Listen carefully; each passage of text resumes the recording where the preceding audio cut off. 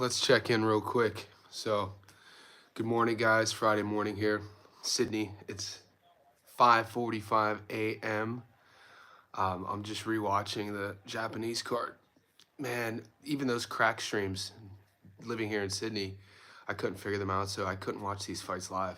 And it was Thursday night last night, so I had to do boyfriend duty and I go to dinner with my girl. She's sleeping in the back room, so I'm trying to keep it low. But dude, let's let everyone check in first. Jesus. I told you guys a couple things. I'm done domestic level gambling. That's it. I'm done. I'm done domestic level fighters. The Araneta fight, we'll address the elephant in the room first. But yeah, I went heavy on the Araneta Norma Jr. We know what happened to Araneta. And he dropped him early. I was like, all right, it's looking good. But in my parlay, I gave it to you guys. We called it perfectly. We called under 5.5. We called Sasaki to be knocked down. We called Brian Norman Jr. to win. So I hit heavy on that. So I was salty. I was salty when Araneta lost. I was at dinner, and my girlfriend, she's like, "You can't win all of them." I'm like, "Dude, but I take it," just like Michael Jordan said, "I take it personal." Like, it affected me when we didn't get the Araneta fight. I was like, "Fuck, dude." But then again, I'm going to live up to my word. And I told you guys, I was like, if he loses that fight, I'm done giving you guys advice on domestic level fights. But then when the Norman Jr. fight started, 2 knockdowns in the first 90 seconds, we were cooking. And guys, mate, still content creators, people in the boxing aren't giving Norman Jr. his props. Yeah, I ended up hitting, like I said, and I posted it in our live. I told you guys yesterday, take the under 5.5, take Norma Jr. Sasaki get dropped. And we hit that. It redeemed, it made up for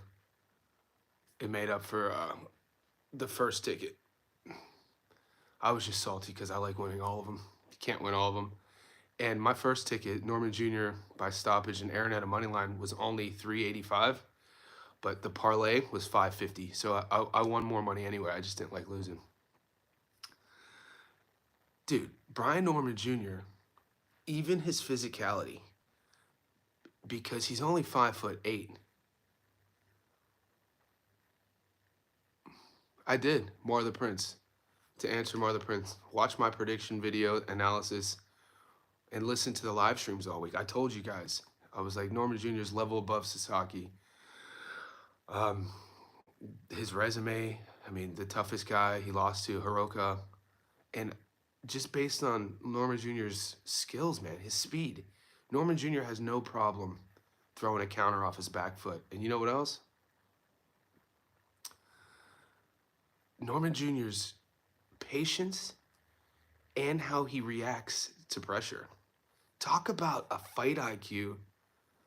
Talk about a fight IQ and a maturity at 24 more than anything. How much he fights with a maturity, Brian Norman Jr., that you don't see a lot. I mean, the natural given ability that he has, the speed, the power, but it's in how he deals with the pressure.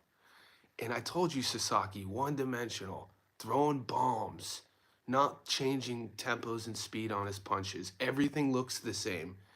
And in the first 30 seconds, he throws that looping hook without setting it up, and Norman Jr. catches him here and drops him.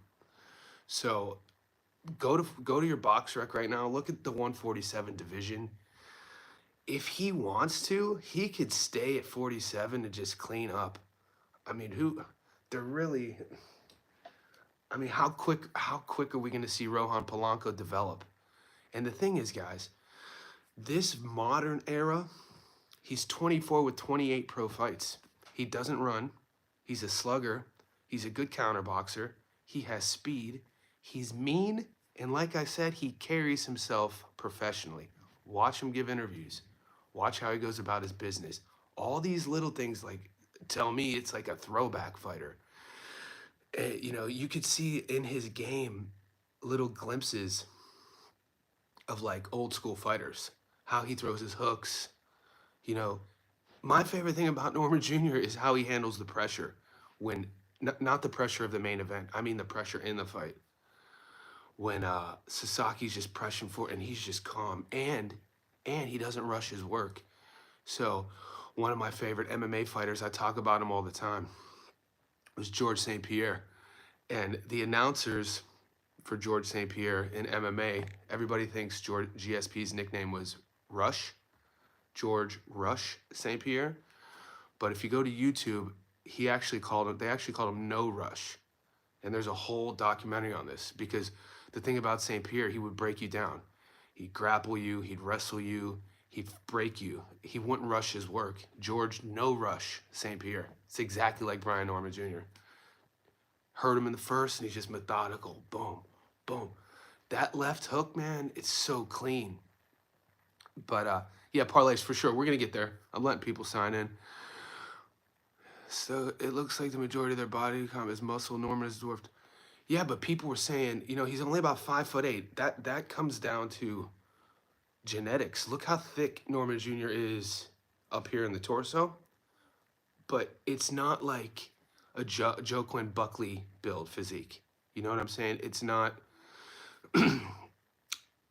He's not overly muscular to where it doesn't look.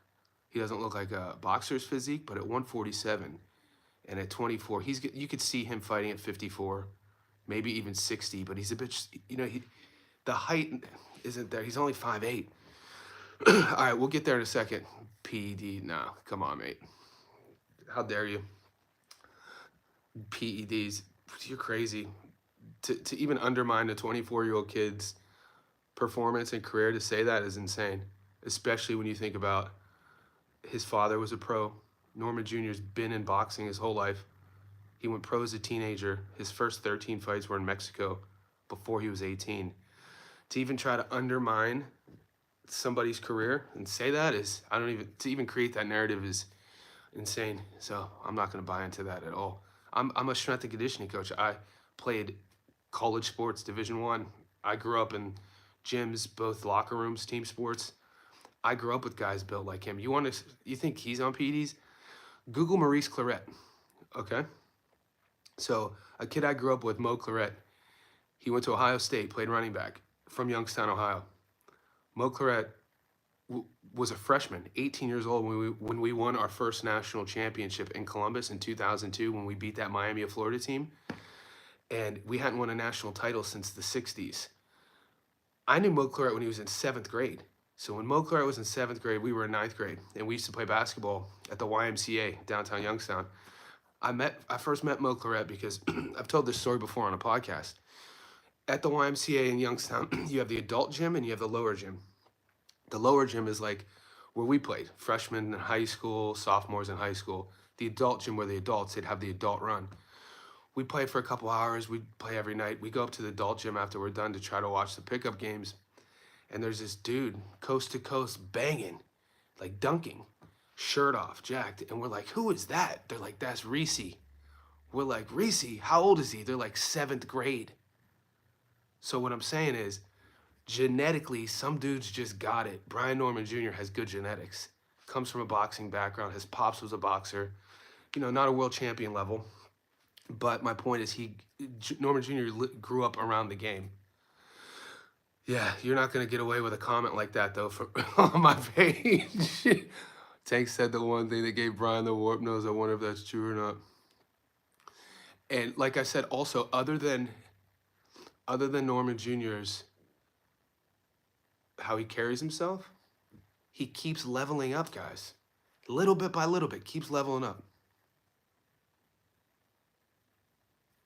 Norman Sr. thinks Jin was on something. So we do got parlays going into this weekend. We could get into that in a second.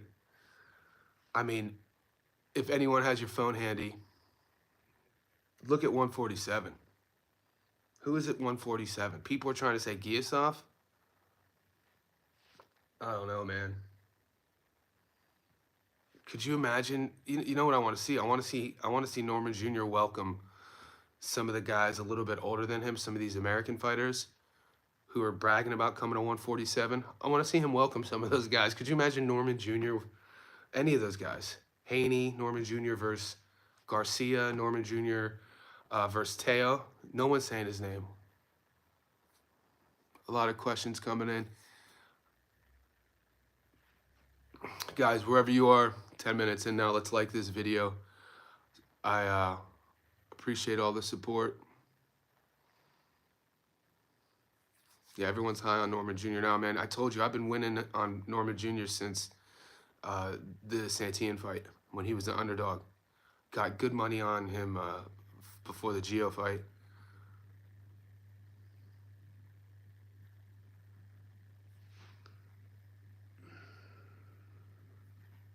And I told you on the long parlay, I told you guys not to put, well, it's always my routine. The long parlay we built, I didn't put Araneta on the long parlay.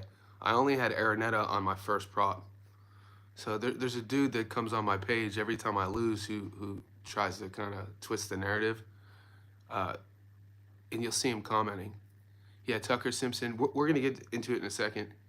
The parlay, and I have a prop bet for you guys. I got Tucker too. It's a question, everything by John. It's a question I'm asking everyone. What's next for Norman? He's a champ. We know that Boots, he's going to 54. I mean, what's the WBA going to do? Is the WBA going to elevate Raleigh? Guys, this Brian Norman Jr. is, he's a very well-rounded fighter, but knockout artist. Do I think Simpson gets the upset? Rez, I don't think so. I broke that fight down. I think Jahai Tucker has a bit more of an offensive bag, a bit more well-rounded. I like that fight, though. Yeah, Araneta lost me money, too. Done with the domestic level fighters. I told you guys that. He dropped him early. Just, man, the world, and at dinner I told my girl, I was like, I'm, betting on less than world-class level talent. It's tough. It's risky. Do you think Truck's career? I don't think Truck's career is over, man. He's only 25. Yeah, somebody's talking about that Grand Prix. I'm not getting much info on it. I think it's in Riyadh, right? Pac Barrios. Yeah, what's insane is people on the boxing forums are kind of giving Norman Jr. sort of hate because he said he wants the winner of Barrios and Pacquiao, and Norman Jr. said that Pacquiao beats Barrios. And so, because Norman Jr. called out Pacquiao, people are like, look at this dude, he's calling out Pacquiao. Well, Pacquiao's in the position to fight for a world title, and if Pacquiao beats Barrios, if he beats him, he put himself in that position. Yeah, David Stevens. I'm going to stay away from the Stevens fight, guys. No, Truck's 25. Jahai Tucker's 22. Truck's 25. Truck's a decent southpaw. Boots probably walks around 185 because, he's my height. We're both 5'11". I walk around 185. I don't have much body fat.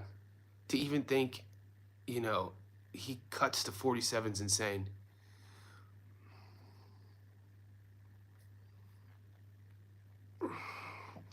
Yeah, I think right now my favorite thing about Brian Norman Jr.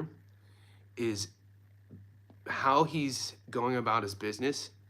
He's single-handedly forcing, this is going to sound weird, forcing a narrative in boxing. Do you know what I mean? Like, you see a guy like Brian Norman Jr., young, travels to Japan, finishes his opponent. What does that tell the boxing community? A, we don't want to see these made-up matches. We don't want to see celebrity fights. We don't care about Jake Paul. We don't care about Tank fighting Jake Paul. We don't care about, we care about young, up-and-coming young world champions who are professional, who are fighters, who, are going to go out on their shield like Brian Norman Jr., setting a new standard. And if the, mainstream boxing media doesn't get around that, they could keep whoever they're cheering for, because you don't personally have to like a fighter, but if you like boxing, you'd understand why it's so important how he goes about his business. Yep, good call. I agree. Abdullah Mason, same. Jai Apatai, same. This is why we love the sport. These type of guys, these type of dudes, um, and the willingness too. There's just I just can't say enough. The patience, guys. The patience he brings into that ring. You keep seeing it get better and better. He had him hurt early, knocked him down twice in 90 seconds, and was just like, you know what? I'm not going to force anything. And I told you in my breakdown, Sasaki's undoing will be his aggression. Sasaki's undoing will be not setting that jab up. I told you guys, who on here tried to tell me that Sasaki was faster than BNJ? This is insane. I got all the receipts. I saved these lives. We could go watch them. And if somebody could bring it up, I'll timestamp it, cut it up, and then call somebody out. Because we got into it midweek. Somebody was like, "You're wrong. Sasaki has more speed than Brian. Sasaki has more power." I was like, "You are out of your goddamn mind. You just don't. You're not watching the right sort of setups." Yeah. Thanks everything by John. I appreciate you. I appreciate the support when we hit it right because you guys know the game. When you miss one, they all come at you. Norman versus Lewis Crocker. I don't think Lewis Crocker brings. I don't know, guys. I don't know who. I think Polanco. I like Polanco, but I don't know if Polanco's ready for that. The new face of GNT. Norman versus. Yeah, I like Polanco. I just don't know if that. If he's ready for him. The next video. Mac, are you talking about my next analysis or my next live stream? Because we have a lot of fights this weekend. It's Friday morning. I like Nick Flaz. Nick Flaz is the kid that Jahai Tucker, top rank, matched Jahai Tucker up with early when Jahai was 20 and Flaz beat him. I like Flaz. Yeah, moving, you're right. I'm done doing domestic fights. Analysis. So to answer your question, my next analysis, I sat last night, yesterday editing, and I was gonna do.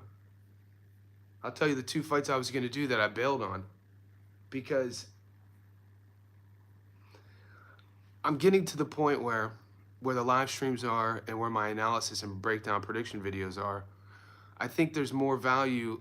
I'd have to get feedback from you guys, but I'm not finding great value if I break down like a Vito Melnicki main event. He's a big favorite. It's a feeder fight. Melnicki's gonna win. You know what I mean? He's $1.07. He's fighting versus Gardzalek. It's like those breakdown videos take me about 2 to 2.5 hours of my time. So if I couldn't see any other fights this weekend. I did the Brian Norman Jr. fight. I did the Jahai Tucker fight. I did the Galalia 5 fight. But Callum Walsh, Vito Melnicki, I don't know if I couldn't find a reason to do those fights. But if you want me to do a matchup, because it's my Friday now, you have to let me know. And if I have time, I'll get to it. Other than that, I'm going to do the compilation of Galalia 5 and Jahai, and then I'm going to do more live streams. You have a take on that fight? Yeah, Kamakov Stevens. I'm staying away from that fight, both of those fights, Mr. P. I'll give you. Okay. I'm not telling you to take it. Okay, go. That's a good idea. It's a good idea. Because as I've been doing these lives for a month, I'm realizing they're really efficient for my time and bang for the buck. I get to connect with you guys. I'm not going to ever stop doing my analysis videos, but I think those are a different product. You know what I'm saying? Especially when I'm thinking about the value. Because look, if we break down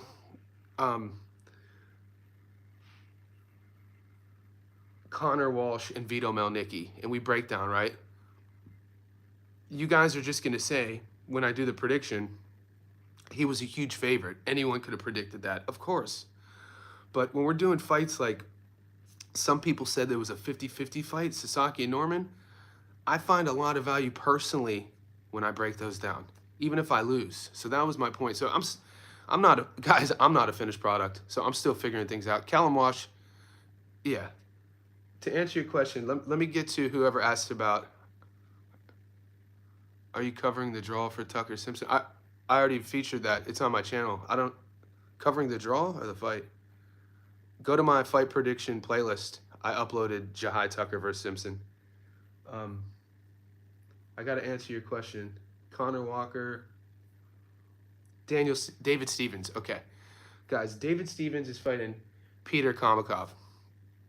I mean, it's close to a 50-50 fight. Stevens has a few losses. People think he's chinny. Is that? Yeah, I do have UFC picks. I got another. This is my first live today. Guys, this first one, was built around going over our wins and losses last night in Tokyo. You know, I was wrong with Araneta, but, I mean, I predicted the round, predicted the knockdowns, and predicted the stoppage, and bet on it, and I gave you guys that ticket. I posted the ticket, and I gave it to you. We did it together. Norman Jr. to win under 6 rounds, Norman Jr. to knock down Sasaki, Norman Jr. to win by knockout. I hit huge on that. I told you guys to bet on that. We all hit huge on that. So the video, my intent with this video is focusing on that.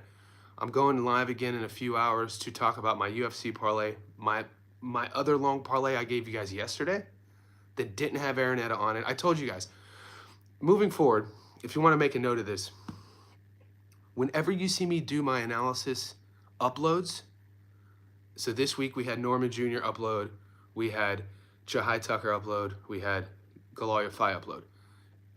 Every week, those uploads I don't put on my long parlay. So in my head, so you guys know, those are usually my prop bets, those are main events, those are short parlays. The long parlay are these domestic fights that we just kind of piece together. So I already gave it to you yesterday, but we'll go over it again. We'll go over it again in my next live stream. And I'll tell you who I got. So here's who I got. Yeah, Peter was an Olympian and a UFC fighter. I don't know if I want Topuria Oliveira next week. I know. I like Topuria in that fight. I told you, I could go in further detail. I like Ilya in that fight. There's a lot of good MMA fights, UFC fights this weekend, but you guys got to be careful because it's one of those international cards. There's going to be a lot of names that the mainstream won't recognize in the UFC. Less than 14 hours and you helped me turn 40. Tyrell, don't see comments like that. I love. Umar Zanvikov on your long parlay. I'm going to do my... I just got that fight, GOAT. So wherever you guys are, we're 22 minutes in. We're floating between 50 and 80 people on this live stream. Could you just like this video for me? Also, if you listen to my parlay and you won money, help the channel out in any way you can. Appreciate it. So you're telling me on your... Somebody just said they had Norman Jr. by TKO. I'm betting on the Friday night fights. All right,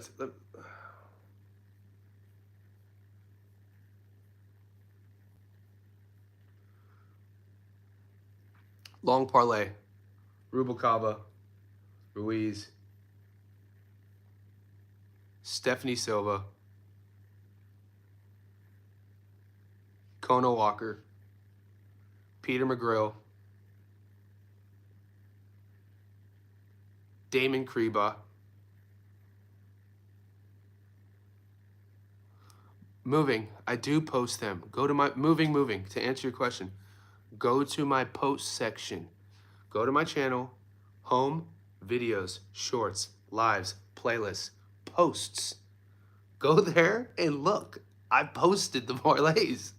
We lost the Araneta fight, but we won the method of victory Norman Jr. fight.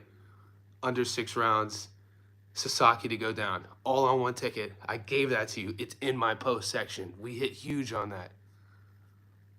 So let me continue. So I gave you 6. Vito Melnicki at $1.07 to add a little bit of pop. And then Connor Walsh. That's 8. I'm flirting with taking the Stevens fight, which would make it 9.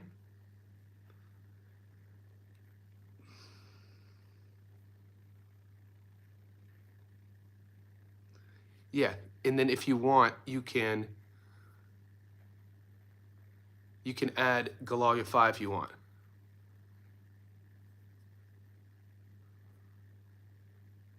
Yeah, Rez, I see a lot of people. I know. I'm torn on the David Stevens fight. SM, I put 30 on Norman. We up. Appreciate the support, SM. I'm glad you listened to me. Very confident. You know, I've been studying Norman's career since he was 21. I mean, his pro career. You know what I mean? He went pro at 17.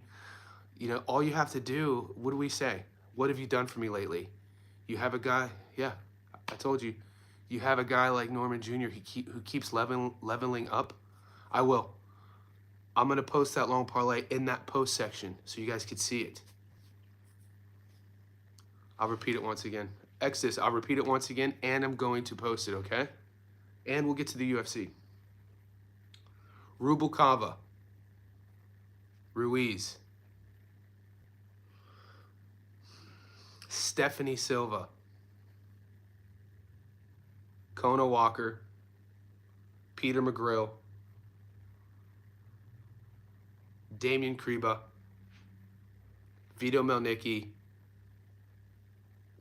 Callum Walsh. That's 8. If you want, you can add, like, there's the Galal fight, but I have that on a separate ticket. Yeah, but we are 26 minutes in. Let's get to some UFC questions real quick. Thanks for everyone who's tipping. Thanks for everyone who's liking this video. All the feedback as well.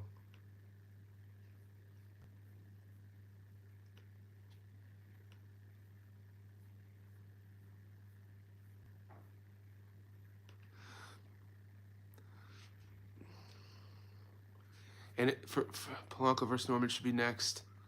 I think so. I don't know. Like, there's a lot to like about Rohan Polanco. I just don't know, man. It's hard for me to envision. I have to sit with it to see who matches up with Norman, because some of the people are speaking Giasov, but what I saw in Giasov, even though he won his last fight, I don't think he has anything for Norman Jr. But people are high on him. We'll see. Time will tell. Guys, remember when you're betting on the UFC, right? There's a lot of parity in the UFC now. 5 years ago, I used to win a lot more money on the UFC just because based on matchups. 5 years ago, they didn't have the road to the UFC. They didn't have Dana White's Contender Series. They didn't have looking for a fight, meaning PJ, I appreciate you, bro, tipping the channel. Now you're seeing a lot of matchups, a lot of 50-50 fights, a lot of guys from Eastern Europe, a lot of grappling heavy fighters. So if you're historically a guy who picks moneyline MMA bets, I think it'd be worth kind of checking your odds on some of these fights, especially this weekend. Will the fight go the distance based on their styles? If you know your shit, if it's a grappler, there's going to be a lot of grapplers on this fight card. In terms of looking at the fight card, I don't see a lot of potential upsets. The Muhammad Naev fight versus Bogdan Grad, that's something you might be able to see an upset. PJ keeps hooking the channel up, guys. Whoever, it means so much when you guys like, tip, all that, because you know, the support, dude. It's why the channel's growing, because of you guys. Give me 2 minutes to clear this thought on the UFC. And I'm going to go over the UFC, my picks in detail on my next live stream. But as I'm looking at the card right now,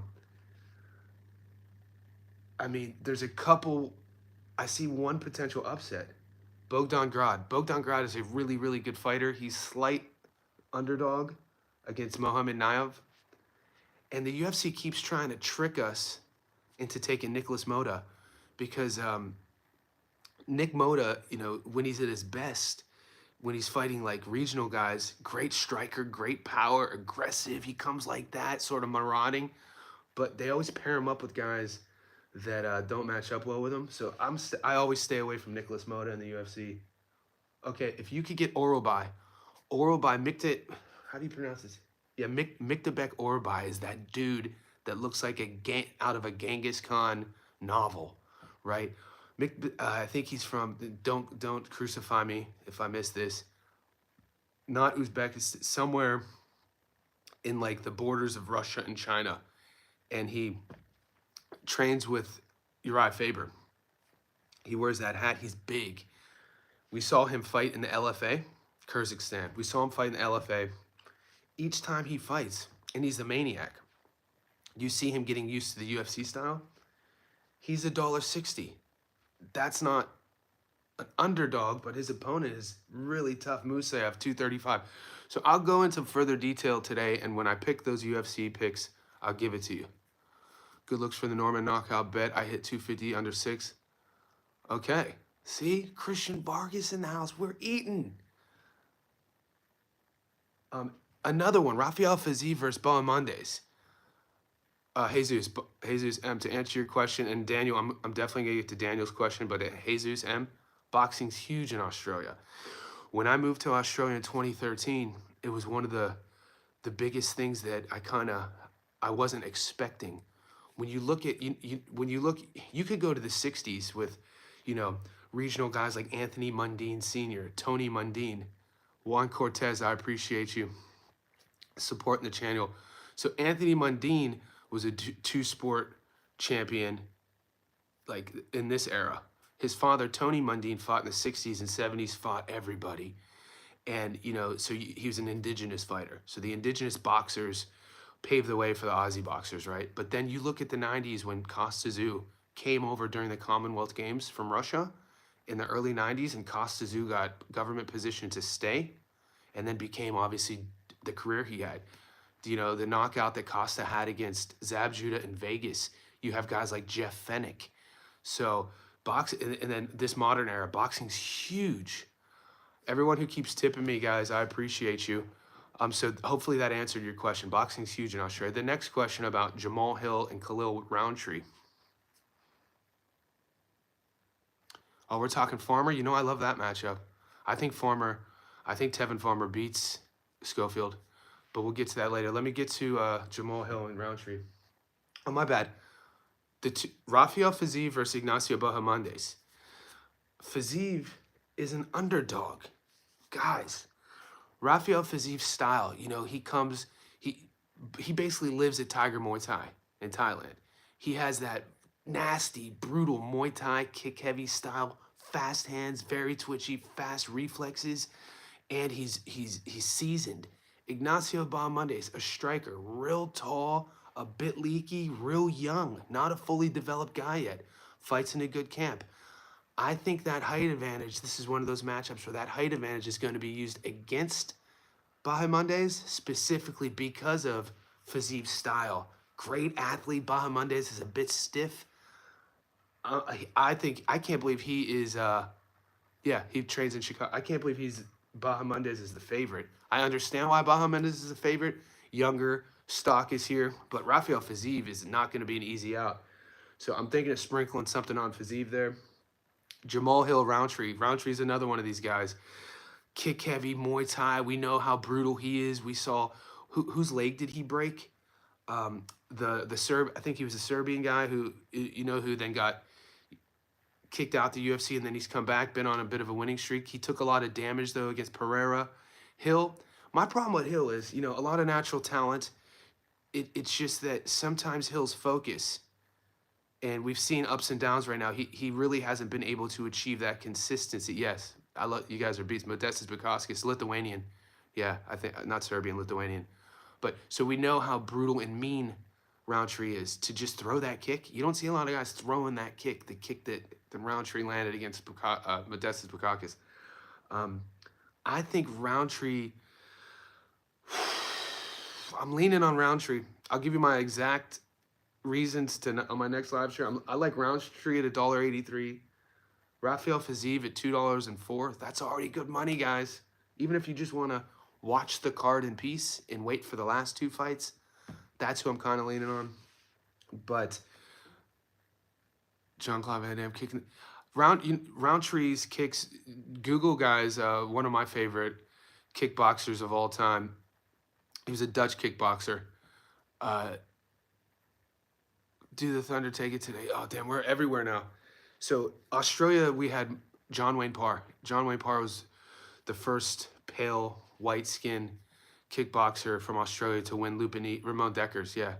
Unfortunate passing, too. He died on his bicycle. But Ramon Dekkers throw these choppy leg kicks. I know you guys. I could go here, but 35 minutes in, these live streams tend to turn into the Wild West, which is, I think we're all fine with it. I'll give it time.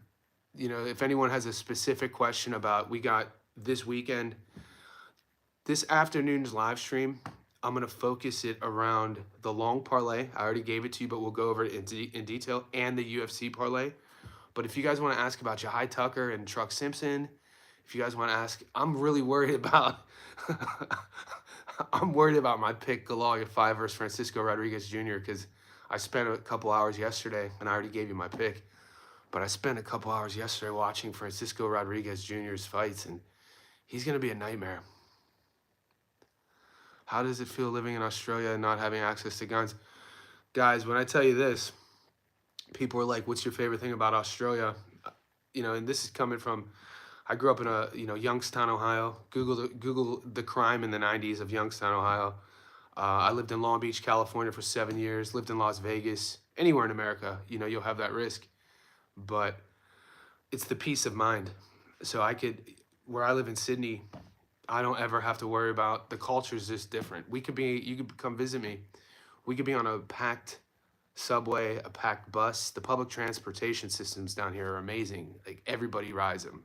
Like, corporate bankers, CEOs, everyone takes the trains, the metros, the buses, and we could be on a packed bus and you won't hear anything. Packed bus, people standing room only. It's my biggest. I remember when I first moved here and I noticed that. I'm like, no one's talking. It's a different culture.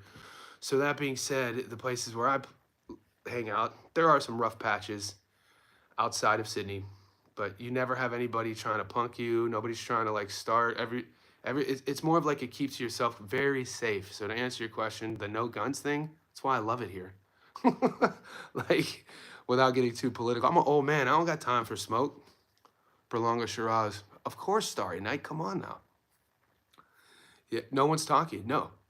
People keep to themselves. I could do a live video on a public transportation bus when it's packed, and I'll get yelled at for talking.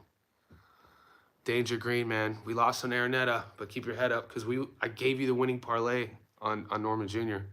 I gave it, and that paid more. And I told you, if Araneta loses, I'm done domestically, so I'm done Araneta. Sorry about that, Danger. So how do you spit games down there? Spit game. I got a girl. I'm the best girl in the world, man. I don't need a spit game. I need something. And when I was single, where I come from, man, you let your action spit game in. They come. I paired them. That's why. Man, I'm scared. Game say, oh, you're talking basketball.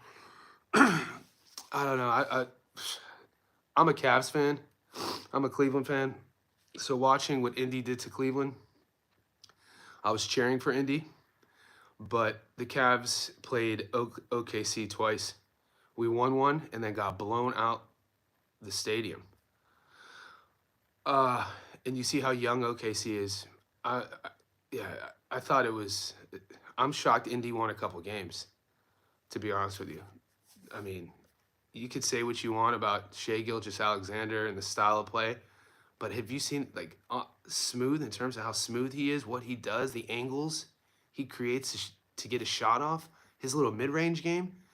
You know what I'm saying? Like, in the day and age of the NBA where everybody is just shooting threes, Shai, his mid-range game is nasty, amazing. What's a lock I can through 5K on? Damn, Danger Green is wild. I'm rocking with Floyd because I believe 5K. That's what I'm saying, Trey. He's like, what's up, homie? What's a little lock I put a little 5K on? I want a little, what are we doing here? A little lock you can throw a 5K on? No, it's Robert. Yeah, he's gonna be up. But the thing about your fight, Tomas, is if we were taking boxing, how do I say this? If we're drawing a piece like sketches, the thing Yafai does really well, he colors within the lines. So sharp. Everything is here, and he's fast. So Rodriguez is a bit more loopier, a bit more sluggish. I'm leaning on. I took Galalia 5 based on that sharpness, the speed, being able to do what he wants. You don't need to bet if you got 5K to lose. Who are you more confident, Roundtree or Raphael? Great question, boxing fan. You order my book. Nice, man. I appreciate you. Thanks for the support. The Blackjack story. Yeah, bro, boxing fan. I'll never forget it. I'll never forget it. Who am I more confident in, Roundtree or Raphael Fiziev? God damn it. Those are both close fights based on styles. Based on styles and damage, because when you think about recent damage, recent styles, you kind of, I don't know. I'll get back to you on that one. Any knockdown bets right now? Chin up. I don't have props. My sports book for the boxing, there's a lot of big, a lot of wide gaps, not a lot of 50-50 fights. Even the David Stevens fight, a 50-50 fight, but because it's domestic, not world class, they don't give us props on these fights. You only get the option to do money line. Last night, I was only given the option to do props on the Brian Norman Jr. fight. So not even, because Araneta, not even McGrill. I think McGrill should definitely handle his opponent. Yeah, Baz. That's the card in Hollywood, the Long Beach card. And I make, we're historically, we make a lot of money in Long Beach. Starry Night, who's my favorite active fighter in boxing? What have you done for me lately? My favorite, the guy I win money on, Brian Norman Jr., I've been riding that since the Gio Santillan fight when he was an underdog. One of my favorite fighters to watch cook when he's cooking, this is going to be Joshua Kelly. I like Josh Kelly's game. Jaron Ennis, I love watching Boots fight.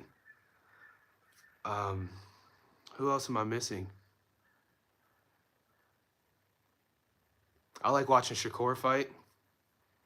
So I don't really have a favorite fighter. Guys I like watching fight.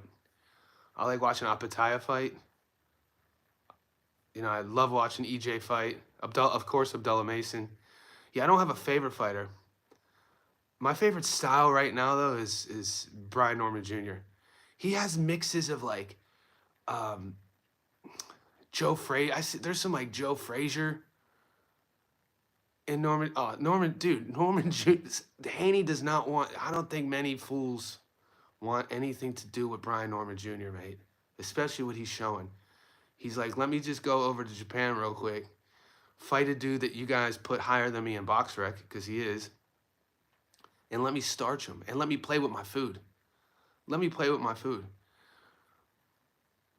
Like, there's something that I can't really pinpoint old school about Norman Jr.'s physical style. There's something old school. Yeah, I mean, we know the old school approach he has. Young, 28 fights. Yeah, and I think, and I'm glad you agree with me, because I wasn't trying to be controversial or offend Joe Frazier fans, because Joe Frazier's power, how his stature in the heavyweight division, and how iconic his left hook was, what he did in his career, really not being like the most physically gifted dude.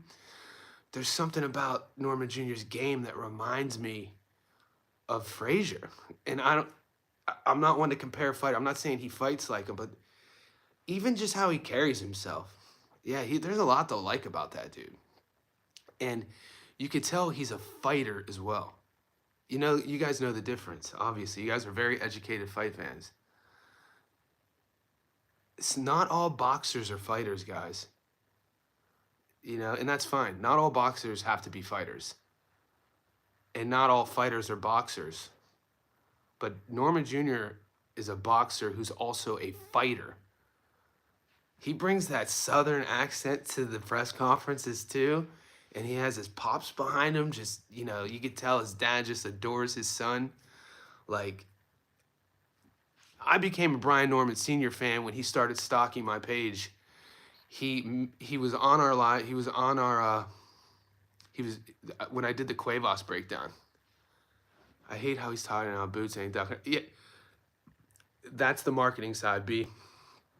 The longer I've been in the game, since I was a boy, you got to be able to differentiate how a guy markets himself and how a guy fights. Now think about this.